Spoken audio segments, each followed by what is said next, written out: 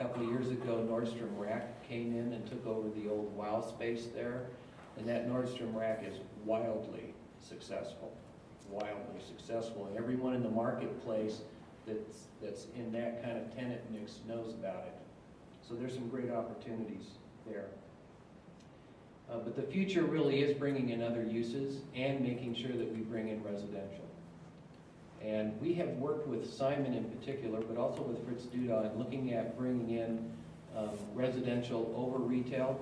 I know Simon went through 4 or 5 residential developers trying to make it work. And the way that they were doing it, they just couldn't make it work.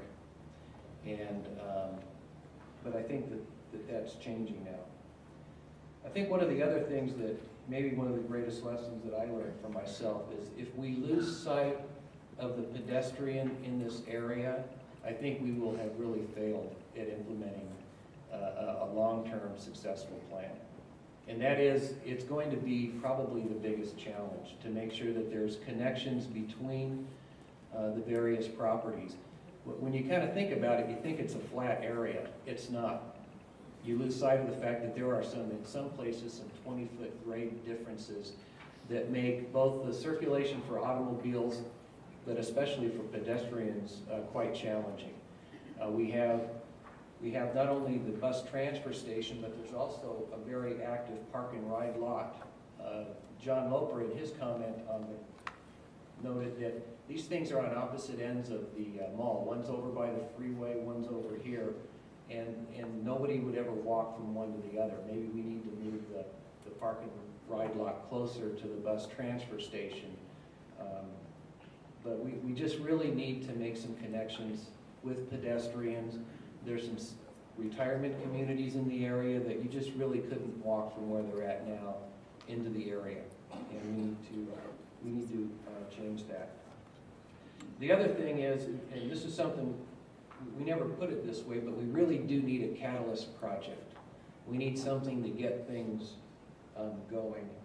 And fortunately, it appears that both Simon and the Fritz Duda company have been working on conceptual plans.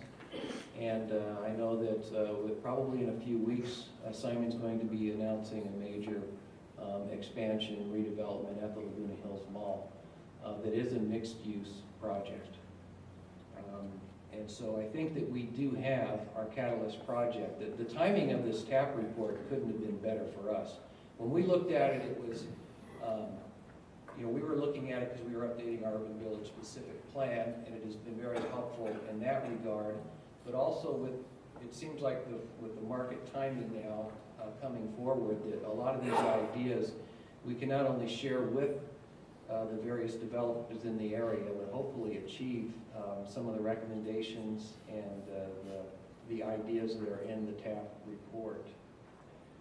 We have this Old Circuit City property is undergoing redevelopment. We have the Taj Mahal office property that is undergoing, they submitted an application for major reinvestment and renovation of the site. Oak Brook Village is working on a redevelopment project, and the Simon is working on one. So we have quite a bit going on, and that doesn't even mention all the plans that the Saddleback Hospital is working on. And we have been able to share this TAP report with the major property owners in the area, and hopefully the ideas in it will not only resonate with us, but will also resonate with them. And for that, we're very thankful for the TAP for their work and everything that they did. It was very helpful and a great experience for us.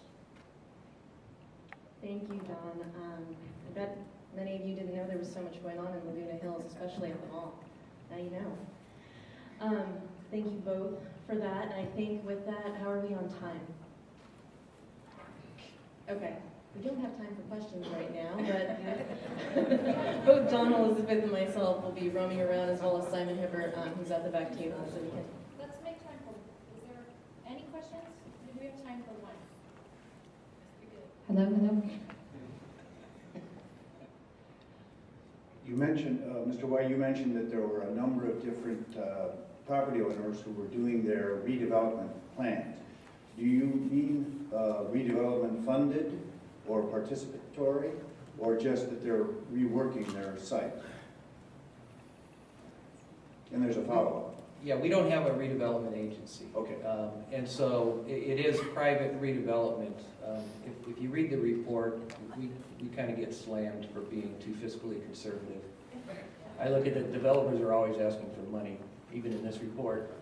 But we're willing to look and participate and see if there's ways that what we can do to help make things happen. But it is, for the most part, private redevelopment. The reason I asked is, you mentioned that there was communication between the different participants, but there's no convening entity that brings all the parties together that would look at the whole and each part then contributing to the whole, and they would therefore benefit. Is there anything that would bring those entities to the table to implement either your specific plan or a form-based code or something of that nature? No, there isn't, and that's one of the chief recommendations in the report, that we facilitate and create, take the leadership in forming that entity so that there's a mechanism for that.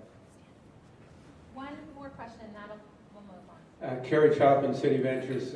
You mentioned that there had residential was proposed for the site. Can you tell me why the residential that was projected with property owners, why that failed? And the sub-question is, I think what really drives this site would be parking, both for retail, a hospital site, and residential. You mentioned combined parking with the retail and the hospital. Has there been any thought about parking in today's environment where parking structures and higher density that's been proposed really won't perform? So I hope I didn't convolute that question. The reason that it was rental housing, it wasn't for ownership. The reason it didn't work, what we heard was, Simon was really requiring a complete replacement of all lost parking. And so when you start putting those things on there, it just became way too expensive. No one could make it work. When they got through the fourth one, I asked Simon, I said, I mean, is there, because they never asked us for money. I said, is there anything that the city can do? And they said, if there was, we would have asked you.